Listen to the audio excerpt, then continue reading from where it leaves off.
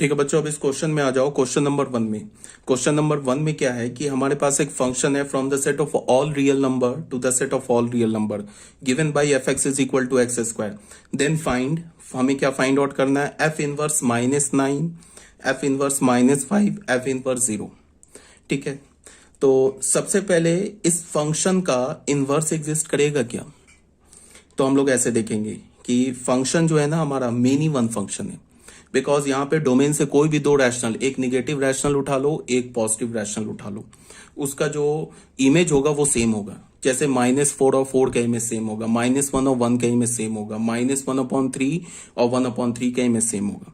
तो फंक्शन क्या हो गया हमारा, सेट ऑफ ऑल ये मेनी वन फंक्शन। तो जैसे ही मेनी वन फंक्शन हुआ तो हम लोग क्या बोलेंगे कि ये फंक्शन इन्वर्टेबल नहीं है। हाँ, फंक्शन इन्वर्टेबल नहीं है ये तो बात सही है, बट फंक्शन के किस ये कोर डोमेन के एलिमेंट का हम ये प्री इमेज तो निकाल सकते हैं ना। हाँ, एफ इनवर्स नहीं निकाल सकते। क्यों नहीं निकाल सकते? बिकॉज फंक्शन मेनी वन है, बाइजेक्टिव फंक्शन नहीं है। बट हम क्या कर सकते हैं कि इसके कोर डोमेन के एलिमेंट का प्री इमेज तो निकाल सकते हैं। कोर डोमेन के एलिमेंट का हम प्री इमेज निकाल सकते हैं। तो हमसे क्या बोल रहा है, एफ इनवर्स 9 निकालो, एफ इनवर्स -5 निकालो, एफ इनवर्स 0 निकालो। अब ऐसा देख के मत समझ जाना कि एफ इनवर्स बोला है यहाँ पे 9 निकालने के लिए, इसका मतलब फंक्शन इन्वर्टेबल है। फंक्शन इन्वर्टेबल नहीं है बिकॉज ये मेनी वन फंक्शन है, बट इन्वर्टेबल नहीं है। आप तो हम क्या कर रहे हैं, हम तो प्री इमेज निकाल रहे हैं, हम तो 9 का प्री इमेज निकाल रहे हैं। अब 9 का प्री इमेज एक एलिमेंट भी आ सकता है, 9 का प्री इमेज एक से ज्यादा एलिमेंट भी आ सकता है। और यहाँ पे इतने कैलकुलेशन करने की जरूरत ही नहीं, हम डायरेक्ट ही देके 9 का प्री इमेज बता देंगे। 9 का प्री इमेज क्या होगा, +-√9, +-√9 क्या हो जाएगा, +-3। तो 9 के दो इमेजेस आ जाएंगे, सॉरी प्री इमेजेस आ जाएंगे, एक तो -3 और एक 3। बिकॉज तुम यहाँ पे -3 और 3 डालोगे तो 9 मिलेगा। तो 9 का प्री इमेज क्या हो गया, -3 एंड 3। इसी से -5 का प्री इमेज क्या होगा, -5 का प्री इमेज एग्जिस्ट ही नहीं करेगा। बिकॉज ये कोई भी तुम यहाँ पे x डालो तो उसका स्क्वायर -5 नहीं हो सकता, फंक्शन तो रियल फंक्शन है ना। इसका मतलब -5 का प्री इमेज एग्जिस्ट नहीं करेगा। और 0 का प्री इमेज क्या होगा, 0, बिकॉज फंक्शन में हम 0 डालते हैं तो एफ एक्स क्या मिलता है, एफ ऑफ 0 क्या मिलता है, 0। तो 0 का प्री इमेज भी 0 होगा। ये तो हम डायरेक्ट ओरली ही बता सकते हैं, बट देख लो यहाँ हमने कैलकुलेट किया है। एफ एक्स हमारे पास फंक्शन क्या दे रखा है, set of all rational number to set of all rational number. Define कैसे किया, f x is equal to x square.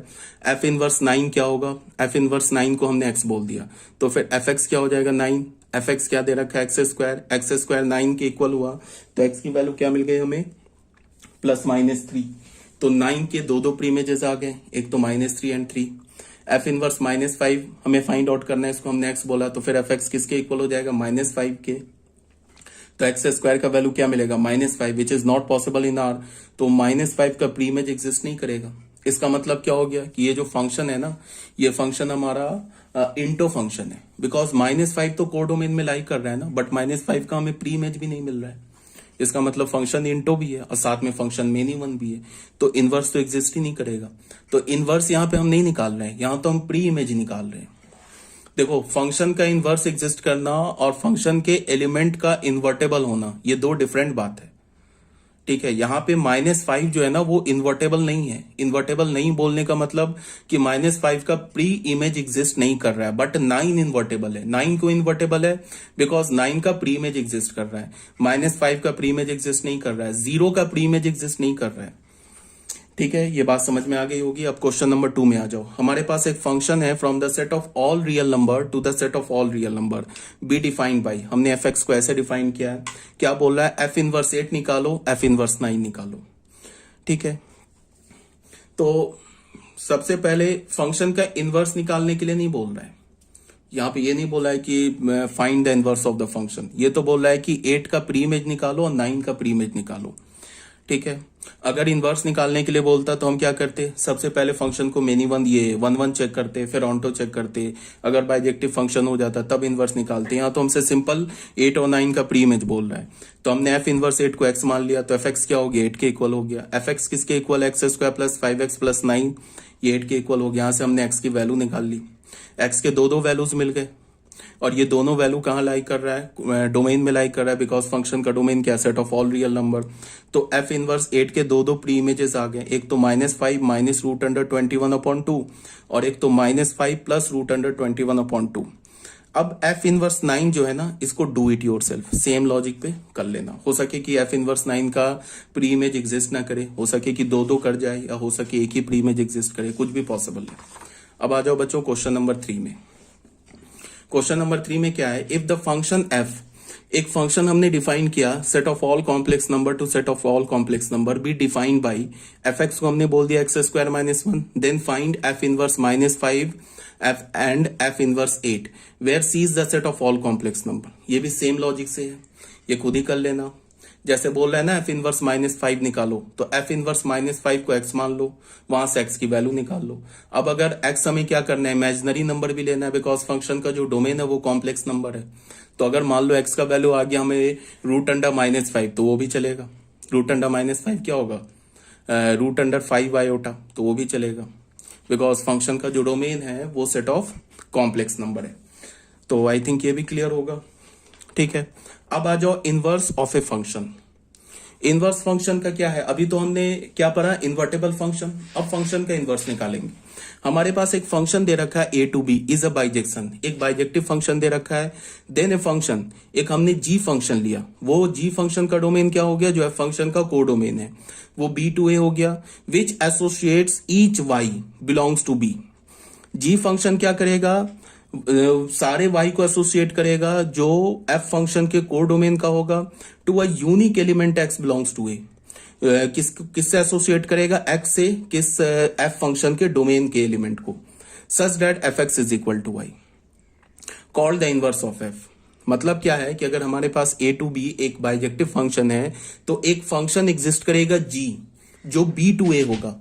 अब वो क्या करेगा, b के कोर डोमेन के एलिमेंट को वो f के डोमेन के एलिमेंट से एसोसिएट करेगा। f फंक्शन क्या करता था, वो सेट a के एलिमेंट को सेट b के एलिमेंट से एसोसिएट करता था under the function f। g function क्या करेगा, वो सेट b के एलिमेंट को सेट a के एलिमेंट से एसोसिएट करेगा अंडर द फंक्शन g, ठीक है।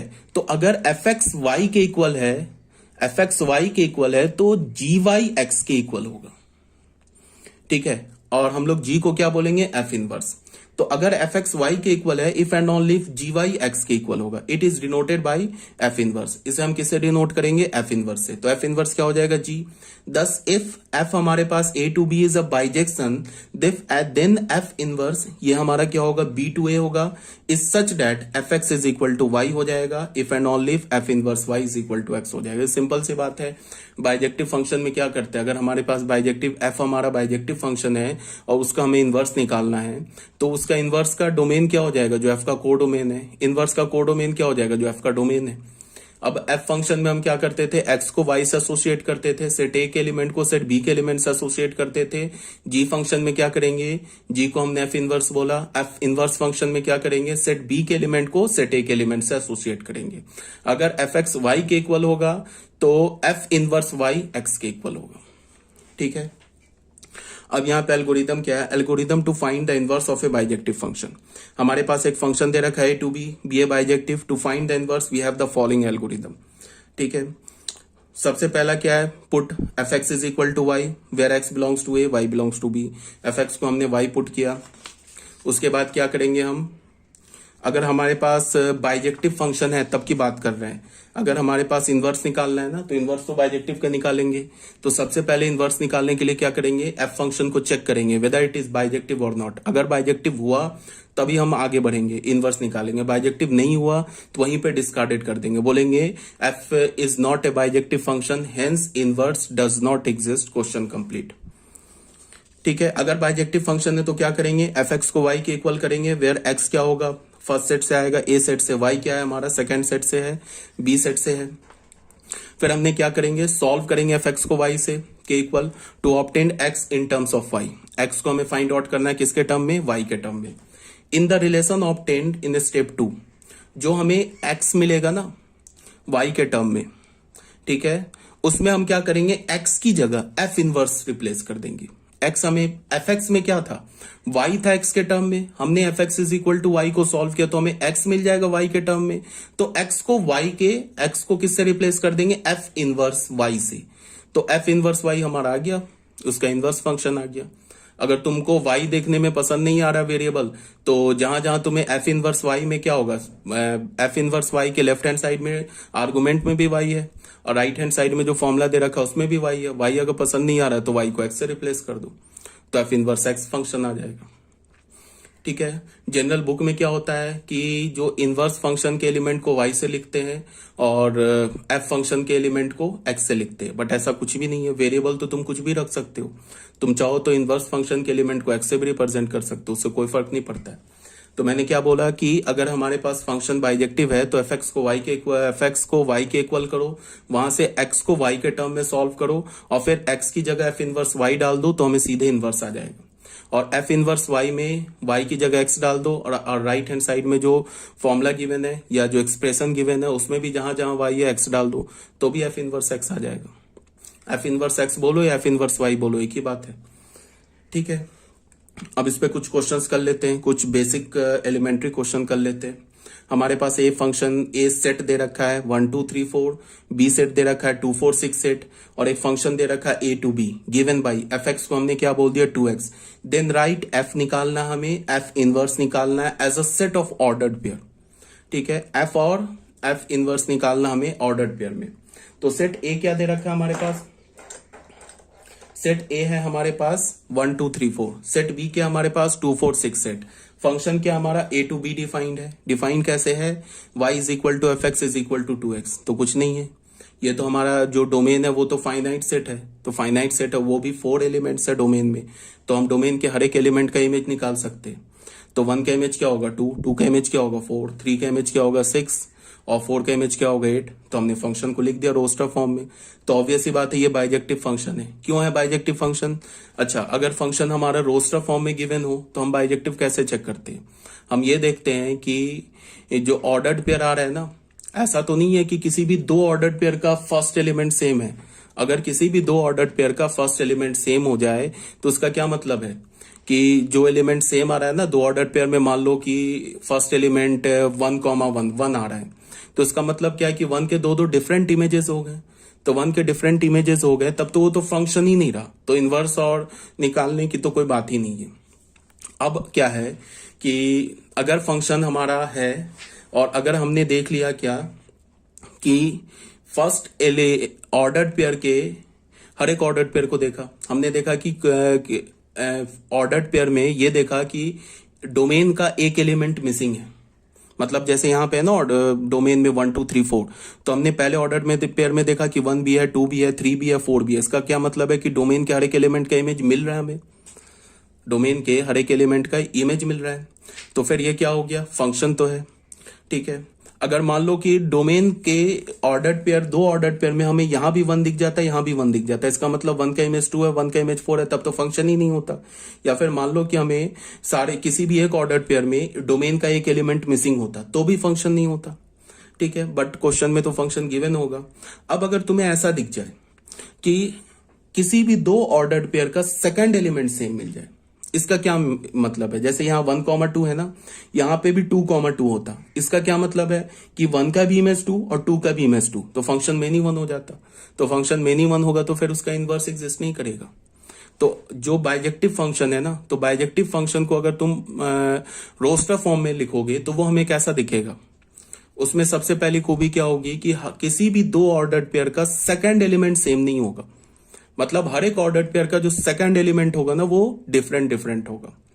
और दूसरी बात क्या है कि फंक्शन का जो कोडोमेन है, हर एक ऑर्डर्ड पेयर के तुम सेकंड एलिमेंट का जब सेट बनाओगे ना तो वो कंप्लीट फंक्शन का कोडोमेन आ जाएगा, तभी तो जाके फंक्शन ऑनटो होगा। ठीक है, तो फंक्शन अगर बाइजेक्टिव होगा तो रोस्टर फॉर्म में हमें कैसा दिखेगा? रोस्टर फॉर्म में किसी भी दो ऑर्डर्ड पेयर का सेकंड एलिमेंट सेम नहीं मिलेगा, और अगर तुम सेकंड एलिमेंट के हर एक ऑर्डर्ड पेयर के सेकंड एलिमेंट का सेट बनाओगे तो वो हमें किसके इक्वल मिल जाएगा? कोडोमेन के इक्वल मिल जाएगा, तब जाके फंक्शन क्या हो जाएगा? ऑनटो। ठीक है, ये बात आगे समझ में। तो डोमेन ऑफ एफ क्या हो गया? ए। रेंज ऑफ एफ क्या हो गया? Codomain of b. अब फंक्शन हमारा क्या बाइजेक्टिव है। अब अगर हमें एफ इनवर्स निकालना है तो कुछ नहीं करो, हर एक ऑर्डर्ड पेयर के पास जाओ, उसके एलिमेंट को फ्लिप कर दो। मतलब कि पहले एलिमेंट को सेकंड एलिमेंट बना दो, सेकंड को फर्स्ट बना दो, तो एफ इनवर्स आ जाएगा।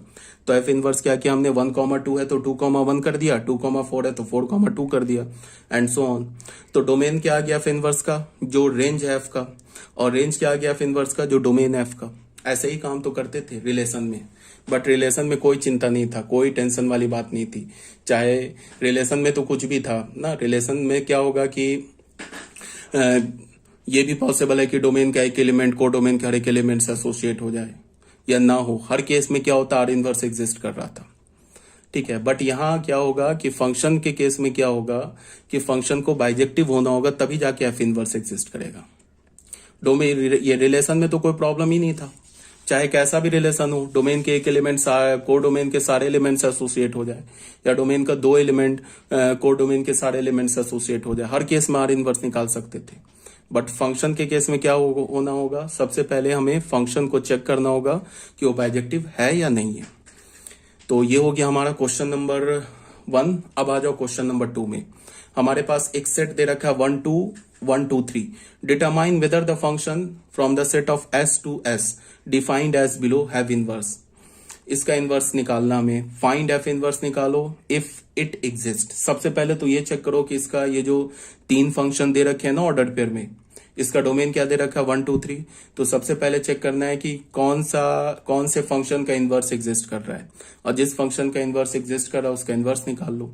तो सबसे पहले हमने फर्स्ट देखा, तो फर्स्ट में हमने देखा कि ऑर्डर पेयर के हर एक एलिमेंट के पास गए, फर्स्ट एलिमेंट देखा तो 1, तो 1 का इमेज मिल रहा है, 2 का भी इमेज मिल रहा है, 3 का भी इमेज मिल रहा है, डिफरेंट मिल रहा है।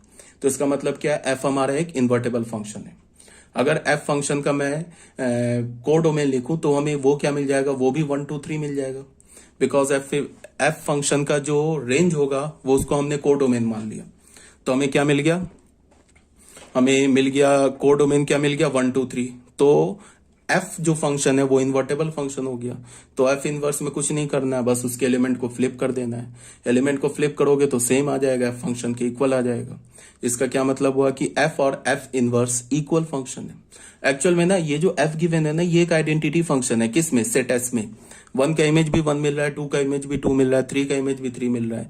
तो आइडेंटिटी फंक्शन का जो इनवर्स होता है वो हमेशा एग्जिस्ट करता है, और आइडेंटिटी फंक्शन का इनवर्स क्या होता है, सेम फंक्शन, ठीक है। अब सेकंड में आ जाओ, 1 का इमेज क्या है 2, 2 का इमेज क्या है 1। तो जैसे ही हमने देखा 2 ऑर्डर्ड पेयर के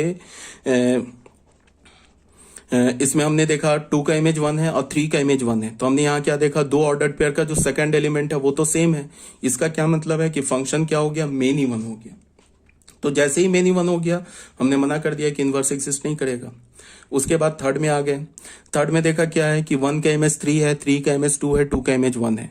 तो हर एक ऑर्डर्ड पेयर के हर एक किसी भी 2 ऑर्डर्ड पेयर का सेकंड एलिमेंट सेम नहीं है, इसका मतलब फंक्शन ऑनटो है, ठीक है। हमने अगर कोडोमेन को भी सेट 1 2 3 माना तो फंक्शन ऑनटो है, पहली बात। दूसरी बात क्या है कि हर एक ऑर्डर्ड पेयर का जो पहला एलिमेंट है उसमें डोमेन आ रहा है, डोमेन का हर एक एलिमेंट आ रहा है, 1 भी आ रहा है, 2 भी आ रहा है, 3 भी आ रहा है, फंक्शन तो है ही, तो आएगा ही।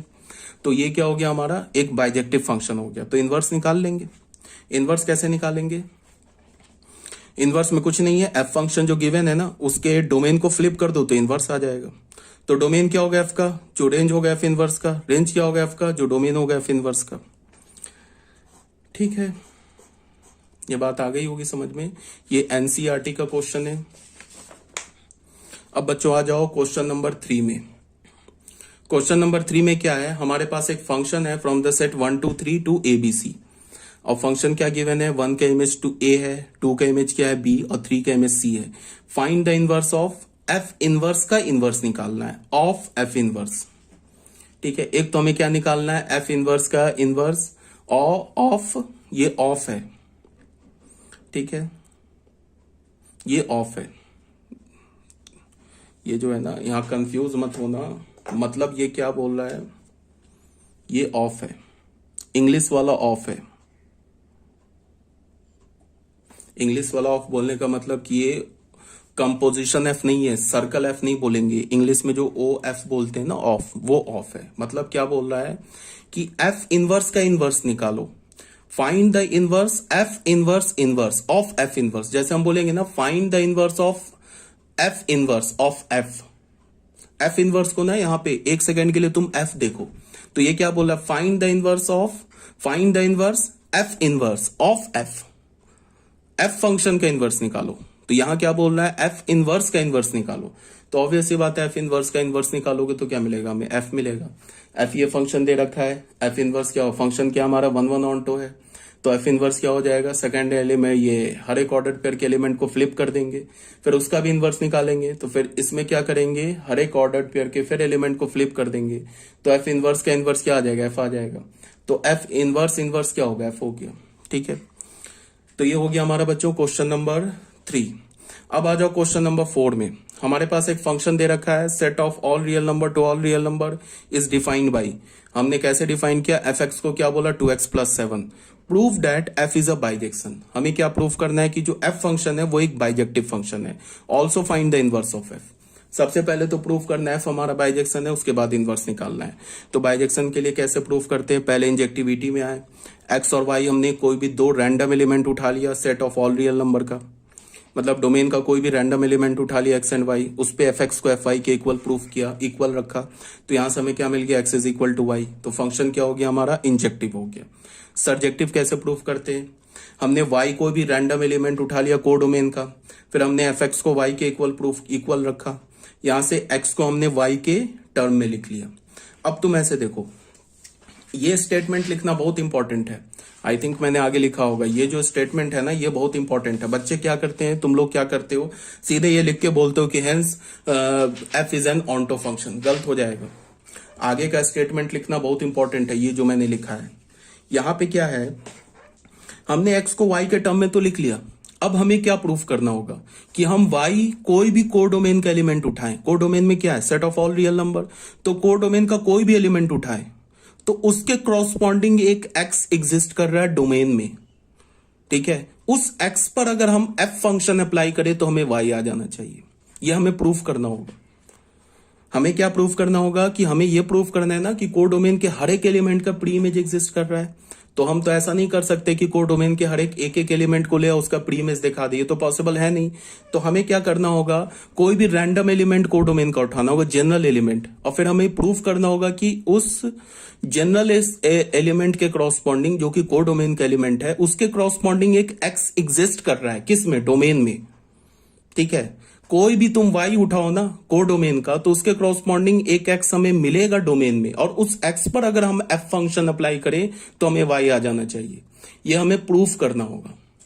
तो एक बात बताओ, सबसे पहले बात की, अगर हम यहां वाई की जगह कोई भी रियल नंबर डाल दें, एनी रियल नंबर, तो एक्स तो डिफाइंड होगा, बिकॉज डिनोमिनेटर में वाई नहीं है ना। तो हम y की जगह 1/2 डाले, √2 डाले, √3 डाले, एनी रियल नंबर, उसके क्रॉसपॉन्डिंग x डिफाइंड होगा, और वो जो x होगा वो भी तो रियल नंबर होगा ना। और इस x पर, या हम ऐसे बोले कि y - 7/2 पर अगर f फंक्शन अप्लाई कर दे तो हमें y आ जाएगा। समझ में आ रही होगी बात। हमने y, इसी बात को हमने ये यहां पे लिखा है, clearly for y belongs to r codomain, हम कोई भी कोडोमेन का एलिमेंट उठा लें y, तो एक x एग्जिस्ट कर रहा है डोमेन में, वो x किसके इक्वल है, y - 7/2 के इक्वल है। और इस x पर मींस y - 7/2 पर अगर हम फंक्शन अप्लाई कर देंगे तो y मिल जाएगा। तो हमने क्या इनफैक्ट प्रूफ कर दिया, हमने ये प्रूफ कर दिया कि कोडोमेन के हर एक एलिमेंट का प्री इमेज एग्जिस्ट कर रहा है।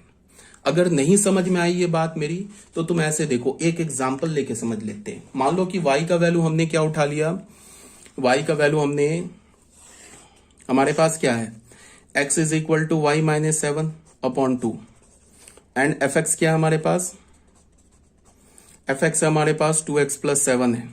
हमें क्या प्रूफ करना है कि फंक्शन एफ फंक्शन क्या डिफाइंड है, R2R डिफाइंड है। हमें क्या प्रूफ करना है कि कोडोमेन के हर एक एलिमेंट का प्री इमेज एग्जिस्ट कर रहा है। तो हमने क्या किया कि मान लो एक एग्जांपल लेने के लिए हमने y का वैल्यू डाल लिया 9/5 ले लिया। ठीक है, अब हमें दिखाना है कि 9/5 का प्री इमेज एग्जिस्ट कर रहा है। तो 9/5 का प्री इमेज क्या है, ये x है। x किसके इक्वल है, 9/5 - 7/2 के इक्वल है।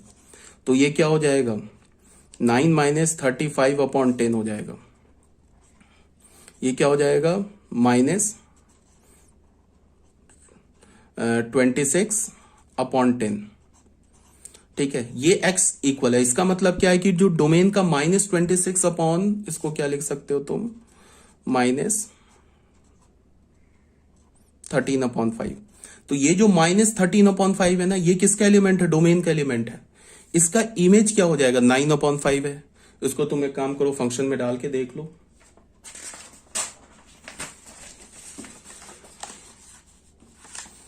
चेक करके देख लो, fx क्या है हमारा, fx है ना 2x+7 है।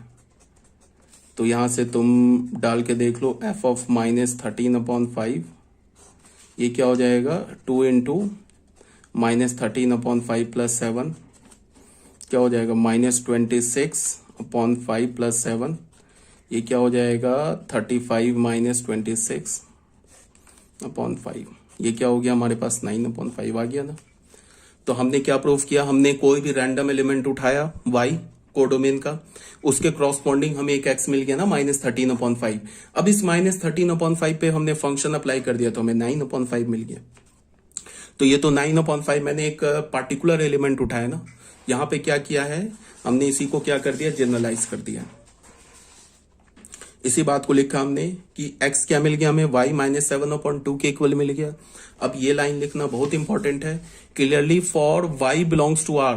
अगर हमने कोडोमेन का कोई भी एक एलिमेंट उठाया, उसके क्रॉसपॉन्डिंग एक x एग्जिस्ट करेगा, वो x की वैल्यू क्या होगी, y -7/2।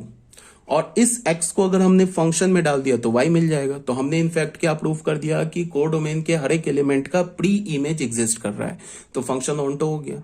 In another word, every element in are codomain has its pre image in are domain, therefore f is a surjective function. f हमारा क्या हो गया, एक सर्जेक्टिव फंक्शन हो गया, hence f is a bijective function.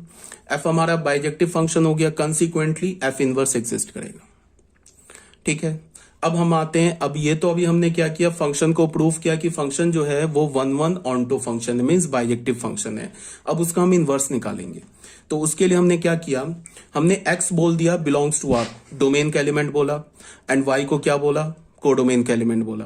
फिर fx को y के इक्वल किया, तो x का वैल्यू क्या मिल गया, y -7/2 मिल गया। ठीक है, फिर मैंने क्या बोला कि x को किससे रिप्लेस कर दो, f इनवर्स y से। तो f इनवर्स y क्या हो गया हमारा, y -7/2। तो ये f फंक्शन का इनवर्स आ गया। अब f फंक्शन के इनवर्स के डोमेन को तुम y से भी रिप्रेजेंट कर सकते हो, चाहो तो x से भी रिप्रेजेंट कर दो, कोई फर्क नहीं पड़ता है। यहाँ पे तुम यहाँ y है, इसकी जगह x डाल दो, यहाँ y है, x की जगह x डाल दो, कोई फर्क नहीं पड़ता है। ठीक है, तो f इनवर्स फंक्शन का डोमेन क्या होगा, जो f फंक्शन का कोडोमेन है, f फंक्शन का कोडोमेन क्या, all real number. f inverse का कोडोमेन क्या होगा, जो f फंक्शन का डोमेन है, f फंक्शन का डोमेन क्या, ऑल रियल नंबर। तो f इनवर्स फंक्शन क्या हो गया, R2R हो गया, डिफाइंड एज क्या हो गया, f इनवर्स y को हम क्या बोलेंगे, y -7/2, और f इनवर्स x क्या हो गया, x -7/2। y की जगह x डाल दिया, for all x belongs to r, domain के हर एक एलिमेंट के लिए f इनवर्स ये जो आ रहा है ये ट्रू है। तो ये हो गया हमारा क्वेश्चन नंबर 4। अब बच्चों आ जाओ क्वेश्चन नंबर 5 में। क्वेश्चन नंबर 5 में क्या बोल रहा है कि हमारे पास एक फंक्शन है, from the set of all real number to all real number is bijection. एक बाइजेक्शन फंक्शन है, given by fx is equal to x³ + 3। हमें क्या फाइंड आउट करना है, f inverse x find out करना है। तो ये डू इट योर सेल्फ है, सेम टाइप का क्वेश्चन है, खुद से कर लेना। क्वेश्चन नंबर 6 में क्या बोल रहा है कि हमारे पास एक फंक्शन है, from the set of all real number to all real number be defined by fx को क्या बोला, 3x - 7, show that f is invertible and hence find f inverse. ये भी डू इट योर सेल्फ है, खुद से solve कर लेना। ठीक है, क्वेश्चन नंबर 7 में क्या बोल रहा है, शो डेट हमारे पास एक फंक्शन डिफाइंड है, set of all real number except 0 से set of all real number except 0, given by fx का वैल्यू किसके इक्वल है, 3/x इज इन्वर्टेबल। ये हमारा एक इन्वर्टेबल फंक्शन है and it is inverse of itself. इसका क्या मतलब है कि ये जो फंक्शन गिवन है ना 3/x, जिसका डोमेन क्या है, all real number except 0, codomain क्या, ऑल रियल नंबर एक्सेप्ट 0, ये एक इन्वर्टेबल फंक्शन है। इन्वर्टेबल फंक्शन बोलने का मतलब कि एक बाइजेक्टिव फंक्शन है, और इसका जो इनवर्स है ना ये सेम फंक्शन है, मतलब f इनवर्स जो होगा वो f ही आ जाएगा। ये हमें प्रूफ करना है। तो सबसे पहले इज इन्वर्टेबल बोला, तो इन्वर्टेबल बोलने का मतलब ये बाइजेक्टिव फंक्शन हो गया, तो इससे मैं बाइजेक्टिव प्रूफ करने की जरूरत नहीं थी, बट फिर भी मैंने प्रूफ क्यों किया है, क्योंकि एक तुम्हें एक आइडिया पता चल जाए कि कैसे हम, इंजेक्टिव तो बहुत आसान होता है, एफ एक्स को एफ वाई के इक्वल करो, एक्स को वाई के इक्वल प्रूफ कर दो, ऑन्टो में तुम लोग गड़बड़ करते हो, ठीक है, इसीलिए मैं प्रूफ कर रहा हूं। यहां इन्वर्टेबल बोल दिया तो बाइजेक्टिव है, सीधे हमें क्या दिखाना था, हमें दिखाना था कि एफ का इनवर्स एफ के इक्वल है, बट यहां पे मैंने इंजेक्टिव और सब्जेक्टिव प्रूफ कर दिया है। एफ फंक्शन का domain r minus zero, codomain r minus zero, f x 3/x, हमने डोमेन का कोई भी दो एलिमेंट उठाया x comma y, r minus zero से कोई भी दो एलिमेंट उठाया एक्स कॉमा वाई, फिर हमने एफ एक्स को एफ वाई के इक्वल कर दिया। एक्स और वाई जीरो हो नहीं सकता बिकॉज ये आर माइनस जीरो का एलिमेंट है, तो 3/x 3/y के इक्वल हो गया। यहां से हमें क्या मिल गया, x is equal to y, तो फंक्शन क्या हो गया 1 1।